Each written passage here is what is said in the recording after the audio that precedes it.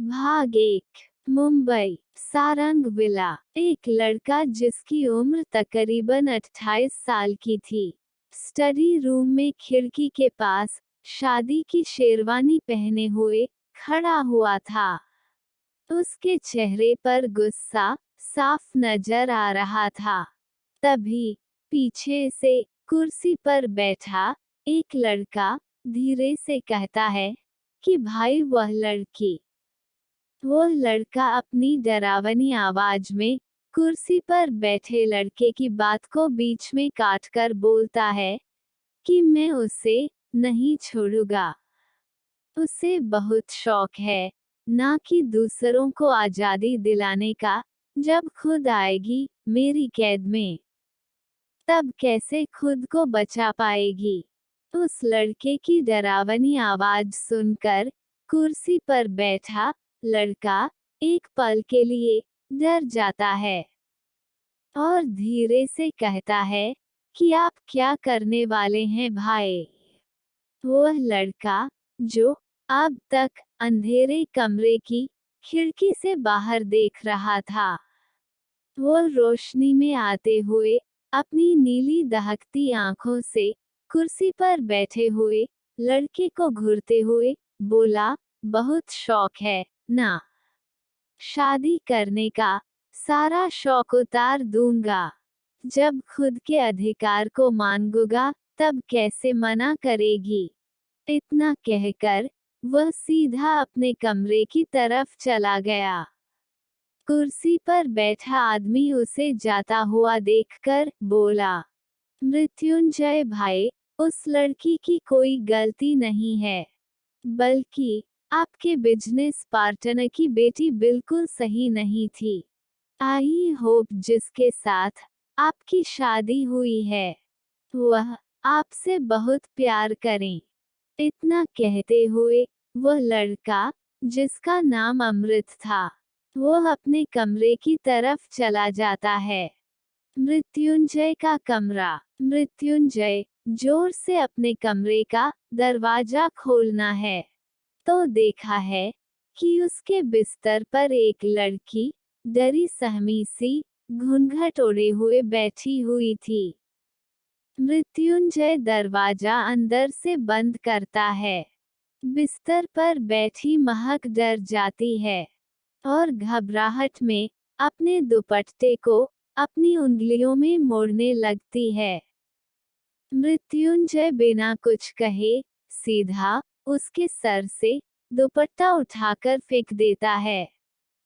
मृत्युंजय कमरे की light of कर सीधा महक को बिस्तर पर धकेल देता है और उसके ऊपर आ जाता है। महक डरते हुए धीरे से बोली, मेरी बात सुनने की कोशिश कीजिए। मृत्युंजय महक के दोनों हाथों को मजबूती से पकड़ता है, जिस कारण महक के हाथ में पहनी चूड़ियां टूटकर उसकी कलाई में ही चुभ जाती हैं।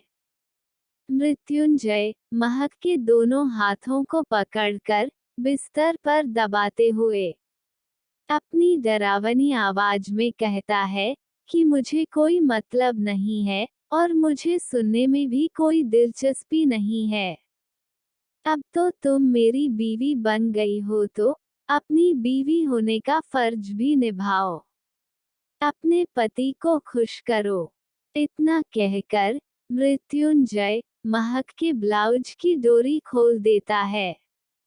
मृत्युंजय के अचानक से ऐसा करने पर महक डर जाती है और उसे खुद से दूर करने की कोशिश करने लगती है।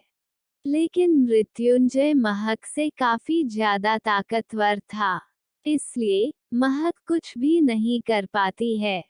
अगली सुबह महक की नींद खुलती है। महक देखती है कि उसके बगल में कोई नहीं था।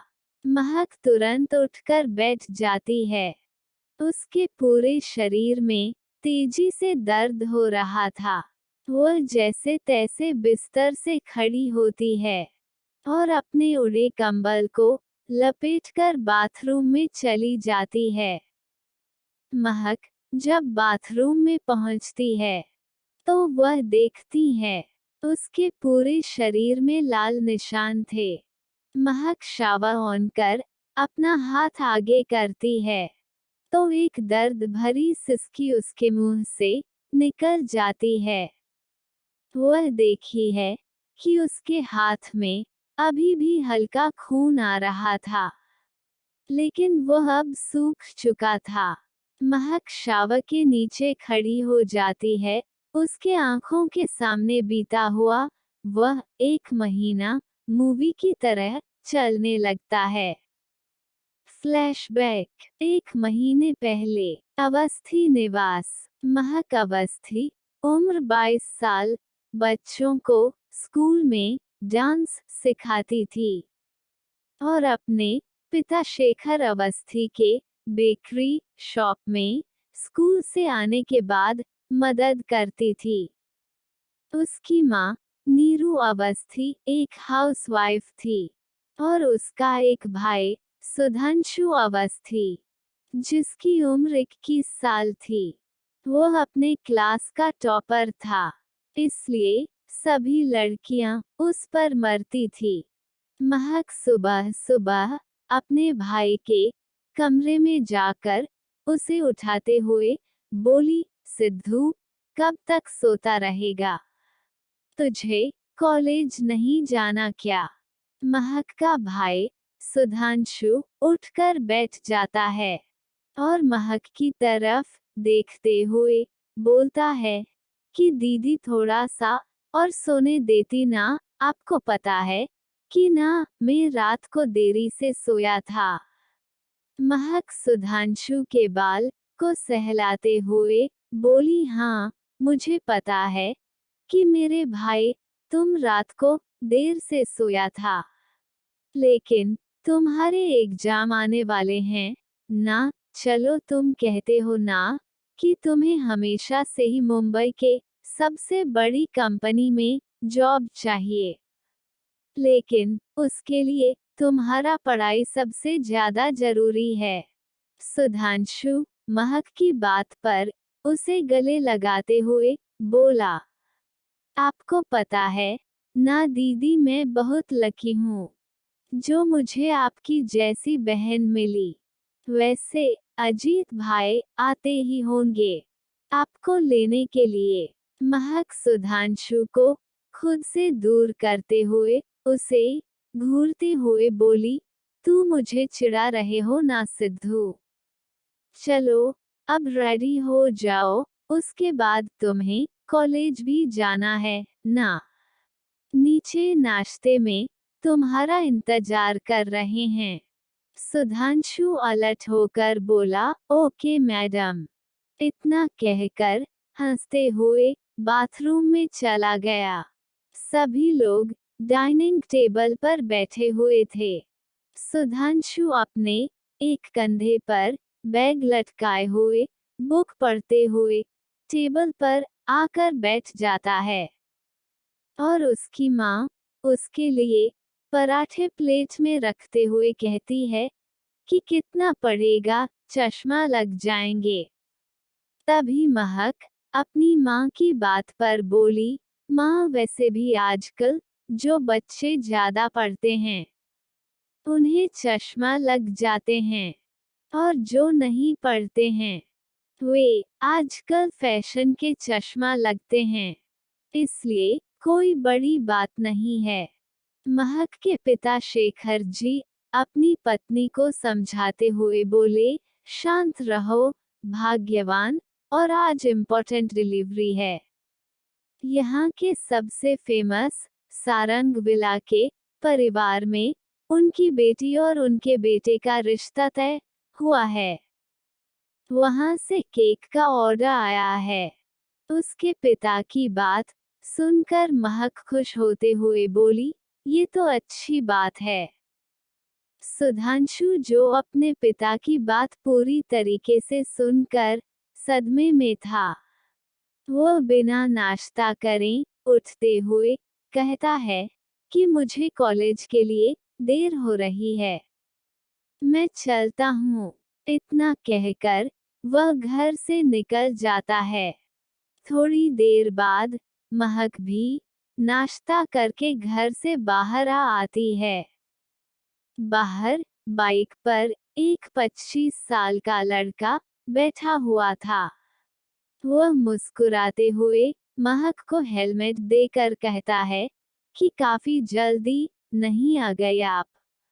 महक सर पर हेलमेट पहनते हुए पीछे बैठकर बोली, अजीत जी चलिए, कहीं आपको आपके काम से ना निकाल दे स्कूल वाले, इसलिए मुझसे ज्यादा अपने काम पर ध्यान दीजिए। अजीत शर्मा महक की बात पर हल्का मुस्कुराते हुए बोला, अजी कोई बात नहीं, अगर हमें काम से निकाल देंगे तो आप है ना हमें पालने वाली। महक अजीत की बात पर बस मुस्कुरा देती है। दोनों स्कूल के लिए निकल जाते हैं। रात का वक्त महक अपने पिता के साथ बेकरी से सीधा घर आती है। वो अपने कमरे में चली जाती है। फिर फ्रेश होने के बाद सुधांशु को रात के खाने के लिए बुलाने आती है तो वह देखती हैं कि सुधांशु औंधे मुंह लेटा हुआ है। महक को थोड़ा अजीब लगा। महक सुधांशु के कंधे पर हाथ रखकर उसे हिलाते हुए बोली, सिद्धू तुम इतना जल्दी कैसे सो गया? तुम तो बिना खाए कभी नहीं सोते हो। सुधांशु महक की बात सुनकर जल्दी से अपने आंसू पोंछने लगता है। महक हैरान होते हुए बोली, सिद्धू तुम रो रहे हो क्या? किसी ने कुछ कहा है क्या? कॉलेज में तुम्हारा किसी से झगड़ा हुआ है? सुधांशु महक को कसकर गले लगाकर रोते हुए बोला, दीदी मैं उससे बहुत प्यार करता हूँ। वो किसी और से शादी कैसे कर सकती है? सुधांशु की बात पर महक कंफ्यूज होकर बोली, तुम किसकी बात कर रहे हो? सिद्धू, कौन है वो लड़की जिसे तुम प्यार करते हो? सुधांशु बोला, मीरान सारंग, मृत्युंजय सारंग की बहन। हम दोनों एक दूसरे को पसंद करते हैं। वह मेरे कॉलेज में पढ़ती है। हम दोनों पिछले 2 सालों से रिलेशनशिप में है। सुधांशु की बात पर महक बोली, बस इतनी सी बात है, कोई बात नहीं, मैं जा करके उन लोगों से बात करूंगी। अपने भाई के लिए मैं इतना तो कर ही सकती हूँ, है ना? अब रोना बंद करो, चलो। इतना कहते हुए सुधांशु की आंखों से आंसू साफ करता है। सुधांशु महक के हाथ को पकड़कर बोला, दीदी मृत्युंजय सारंग बहुत खतरनाक आदमी है। सब उससे बहुत डरते हैं। मीरा भी उससे बहुत डरती है। वे नहीं मानेंगे। बिना फायदे के वे कुछ भी नहीं करते हैं। महक सुधांशु के हाथ के ऊपर हाथ रखते हुए बोली, मेरा प्यारे भाई, तुम पहले से ही नेगेटिव क्यों सोच लेते हो? हम किसी को प्यार से समझाएंगे तो वह हमारी बात जरूर मानेगा। और मृत्युंजय सारंग भी तो एक इंसान है ना? तो चलो अब रोना बंद करो और खाना खा लो। अगली सुबह सारंग विला। सुबह के 10 बजे महक और सुधांशु सारंग विला के पास पहुंचते हैं। सिक्योरिटी गार्ड पहले तो उन्हें जान नहीं देते हैं, उसे मना कर देता है। लेकिन महक उन्हें अपने पिता के बेकरी शॉप का कार्ड दिखती है, तो सिक्योरिटी गार्ड उसे अंदर आने देता है। महक और सुधांशु अंदर जाते हैं तो दोनों ही उस महल को देखते रह जाते हैं। उन्होंने पहले कभी भी विला अंदर से नहीं देखा था, सिर्फ बाहर से ही इतना बड़ा विला देखा था। लेकिन सामने देखते ही उन दोनों की आंखें हैरानी में बड़ी हो जाती है। फिर भी दोनों एक दूसरे को कंट्रोल करते हुए अंदर आ जाते हैं। जब दोनों महल के हॉल में पहुंचते हैं तो देखते हैं कि काफी सारे लोग डाइनिंग टेबल पर बैठे हुए थे। हेड कुर्सी पर एक 55 साल का आदमी बैठा हुआ था। महक अपनी प्यारी सी आवाज में धीरे से नमस्ते बोलता है। सभी महक को देखते हैं। वहां पर 2 लड़के और 2 औरतें, एक लड़की और 2 50 और 55 साल के आदमी बैठे हुए थे। हेड टेबल पर बैठा आदमी महक की तरफ देखते हुए बोला, कौन हो तुम? और नमस्ते। महक हल्का सा मुस्कुराकर बोली, मेरा नाम महत्व अवस्थी है। उसने उसके बाद सुधांशु की तरफ इशारा करते हुए बोलती है कि यह हमारे भाई सुधांशु अवस्थी है। मीरा, जो कि सुधांशु को देखकर थोड़ी घबरा गई थी, वह इशारों से उन लोगों को यहाँ से जाने के लिए कहती है। लेकिन सुधांशु उसे शांत रहने को कहता है। एक औरत, जिसकी उम्र तकरीबन 45 साल की थी, वो महक की बात पर अकड़कर बोली, यहाँ पर रिश्तेदारी बनाने आई हो क्या? जो काम है वह सीधा सीधा कहो और जाओ यहाँ से। महक उस औरत की बात पर हल्का सा मुस्कुराते हुए बोली, जी मुझे आप लोगों से कुछ बात करनी है। अगर आप लोग इजाजत दे तो क्या मैं कह सकती हूँ? तभी पीछे से कोई गुस्से में चलते हुए कहता है कि तुमको और कुछ काम नहीं है क्या? हर वक्त ऐसे फटीचर लोगों को अगर हम डोनेशन देते रहेंगे तो हमारी क्या ही इज्जत रहेगी। निकलो यहाँ से सबको। मलंग, क्या होगा इस कहानी की दास्तान? मृत्युंजय जैसा घमंडी इंसान क्या सुधांशु और मीरा के रिश्ते के लिए मान जाएगा? और कैसे हुई महक और मृत्युंजय की शादी? जानने के लिए मेरे साथ बने रहिए पॉकेट एफएम पर। Thank you. स्टोरी को सपोर्ट, लाइक करें।